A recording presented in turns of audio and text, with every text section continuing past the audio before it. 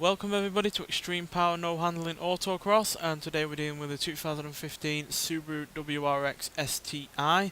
So I've pretty much just chosen this because I really want to knock those two Cadillacs down a notch, because yeah, it's really rather strange that those two are currently leading this series. So yeah, I've chosen a car that is well renowned for going fast on off-road surfaces. And yeah, that's what it's dealing with originally: 305 horsepower, 290 pounds-feet of torque from a 2.5 litre flat 4 turbocharged engine. So yeah, hopefully we can not only get a lot of power in this, but also put in a good time. So yeah, first we're obviously going to remove the all-wheel drive system, which is a requirement in this series. So yeah, there we go. Alright, now let's choose engine. So we can get 6.2 litre V8, which you've used a lot, a 2 litre flat 4 turbo rally, which doesn't give us much extra horsepower to be honest, but a whole load of torque, far more than we had originally, and a 4 litre flat 6. I think we'll go for this purely because it's going to give us the most power and the best chance. So we'll get that, add a couple of turbochargers on it, gives us a healthy extra 84 horsepower, and let's do the rest of the engine.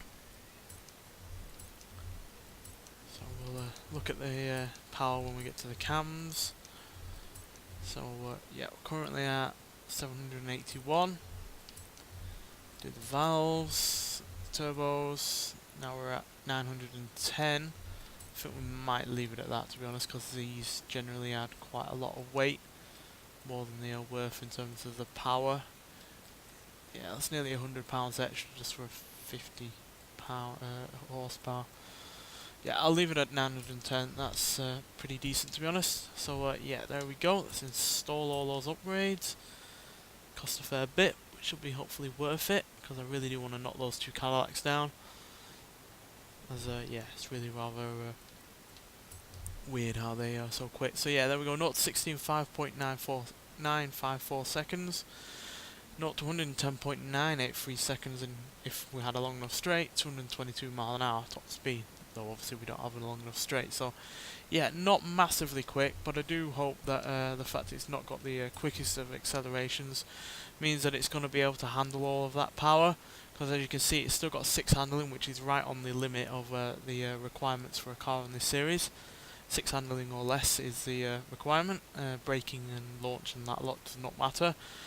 So yeah, there we go, 910 horsepower, 597 pounds-feet of torque, weighing 3,535 pounds. So yeah, a little bit extra than it weighed in previously, but yeah, obviously now we've got nearly 3 times the power. So yeah, I'm hoping that this is going to work out, because yeah, like I said, I'm baffled by the Cadillacs being in the top 2 positions. So yeah, nonetheless, let's get out there and see what this can do. So yeah, nearly 3 times the power it had originally, while dealing with only rear-wheel drive and obviously rain and off-road surfaces. It is going to be a fair bit of a challenge for this car, but I do hope that because it is quite new and yeah, it obviously is meant for dealing with this kind of stuff, it will do well. So let's see what it can do. So yeah, launch isn't going to be great, but I'm hoping that as it goes through the gears, it will be able to manage that power. And it's certainly lighter than the likes of the Escalade and the Limo, which are both in the top 2. So that's an advantage. It's all about whether or not it can handle this power. I'll also put in enough of it down to make it a quick vehicle. Because yeah, if it's going to spin all the power away, then we're not going to be going anywhere really all that quickly.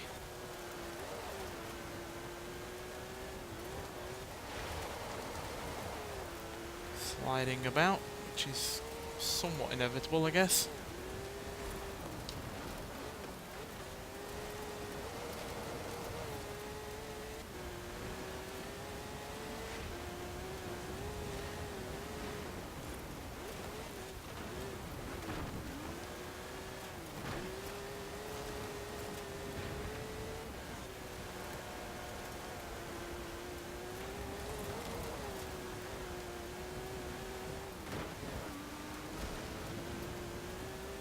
Does like to shimmy about a fair bit.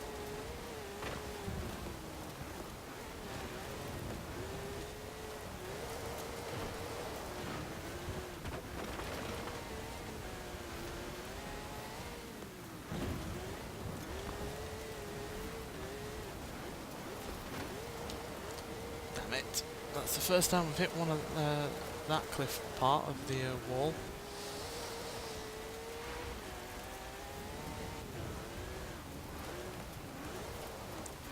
Generally the first lap is a learning curve.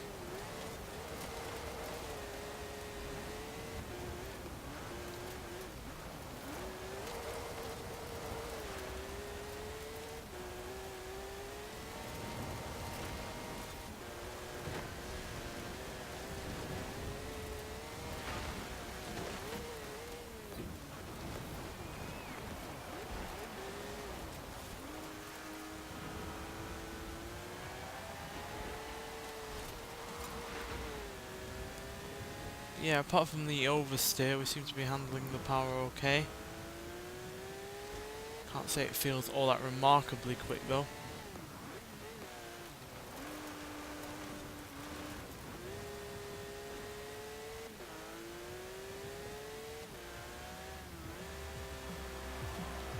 Still a decent time considering the couple of accidents that we had, so let's not have those accidents and while being a little faster, and we should get a good time in.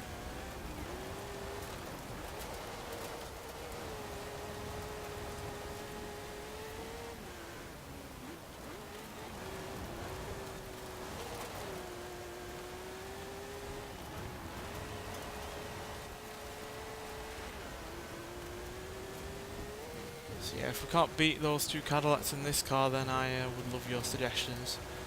Just remember, obviously, it's got to have 6 handling or less in the stats. Yeah. If it is all-wheel drive in stock form, it will have to be changed to rear-wheel drive, so also keep that in mind.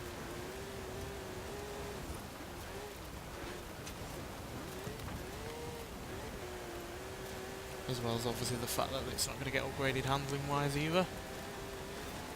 It would be nice to have some other cars that have more interesting engines or rarer engines like this one has.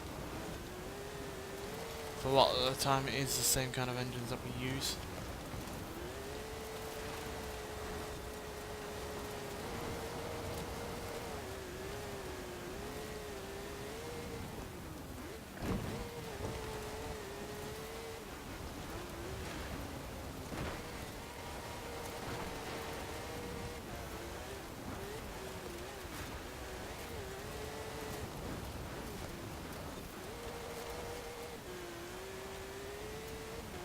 Do feel a bit more controlled.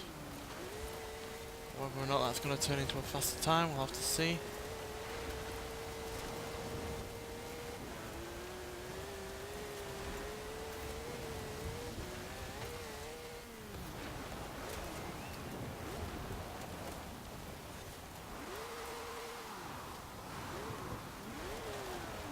Say a little bit more controlled and then we nearly spin out.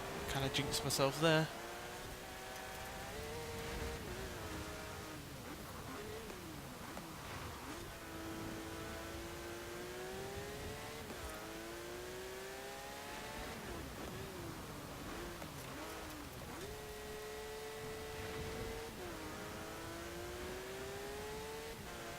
Well, we've not beaten the two Cadillacs, even though we have improved by a decent amount at 2 minutes 36.490.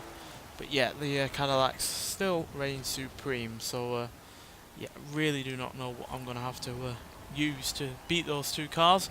And yeah, in general, we're not all that great. We're only the second best post-2000 modern car that we've had, beating the Honda S2000 as well as all the other older pre-2000 cars like the Mercedes-Benz 280 SL and the Ford Escort RS Cosworth, and we're a good 4 seconds or so behind the Nissan Sentra NISMO, which, considering that's a front-wheel drive car that had way less power than this even when stock, that's yeah, a little bit of a shame.